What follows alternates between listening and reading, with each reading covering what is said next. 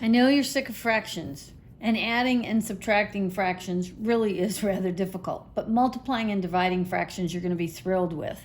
But this is where you need to know a lot about your multiplication facts, and it will make things so much easier. So we're going to start out with a multiplication problem of 3/5 times 2/7.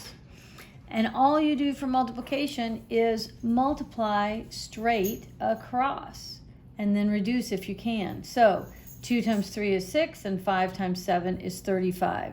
And in this case, there is nothing that this 6/35 has in common, and so it is already in its simplest terms. Okay, the next problem, 3/5 times 10^12. Again, I can multiply straight across. And I get 30 over 60, but then I can see I need to reduce it, and both of these are divisible by 10, so I am dividing by 10 over 10, equals 3/6. Well, that still can be reduced, and they can both be divided by 3, so that's what I've done, and I got 1/2. Now, that was a lot of work. The shortcut is if I start with my 3/5 times my 10/12, I'm looking at it horizontally, I want you to look from the top to the bottom and see if there's anything that you can cancel out. Meaning, is there anything that you can divide with? Instead of waiting and dividing after I've done all my multiplication, I'm going to do the division first.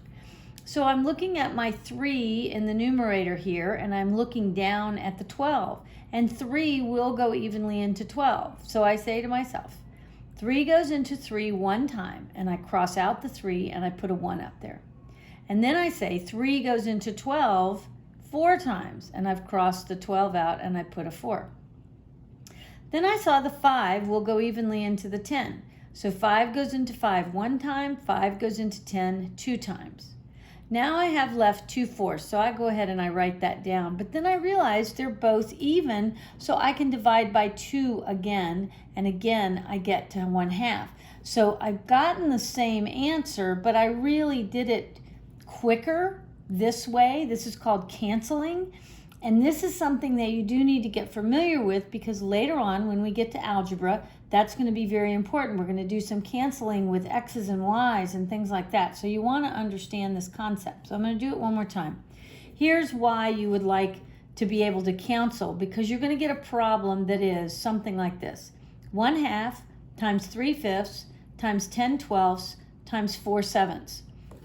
That's a lot of things to multiply. Now I can go and I can multiply 3 times 10 is 30 times 4 is 120, and then I can multiply all of this on the bottom, but then I'm going to have this huge fraction, and I'm still going to have to divide and simplify. So let me see what I can cancel out first.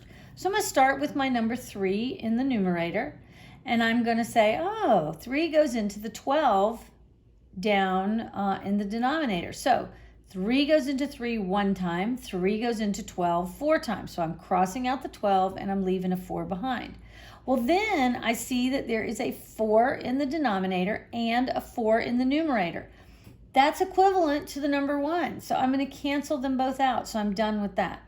So then I see that I have a 5 and I have a 10. So let me go. 5 goes into 5 one time, 5 goes into 10 2 times. Now, when I look across at the top, all I have left so far is the number 2. When I look across on the bottom in the denominator position, I have a 2 and I have a 7. So I can actually cancel out my 2's. And my final number is, all that's left in the top is 1. 1 times anything is 1. And then the only thing left in the bottom was the number 7, and so the answer here is 1/7. That was actually much easier to do than me trying to multiply. Let's see, 5 times 12 is 60, and 2 times 7 is 14, and what is 60 times 14? That's going to be huge, so I don't even want to do that, and then I have to divide. So we'll get some practice doing this canceling out. All right, looking at division, this is the other time when you're going to use that jingle of keep it, change it, change it. I taught you this with integers, or better known as negative and positive numbers. And whenever you see a division sign and fractions are involved, I want you to keep it, change it, which means keep the first fraction the same. Change the division sign to its opposite, which is multiplication, and change the next fraction to its opposite, which is its inverse, its flipped version. So the problem was 3/5 divided by 2/7. Now it becomes 3/5 times 7/2. And then at that point, if you want to, you can multiply straight across, and I get 3 times 7 is 21, and 5 times 2 is 10. And then you have to simplify because it's an improper fraction.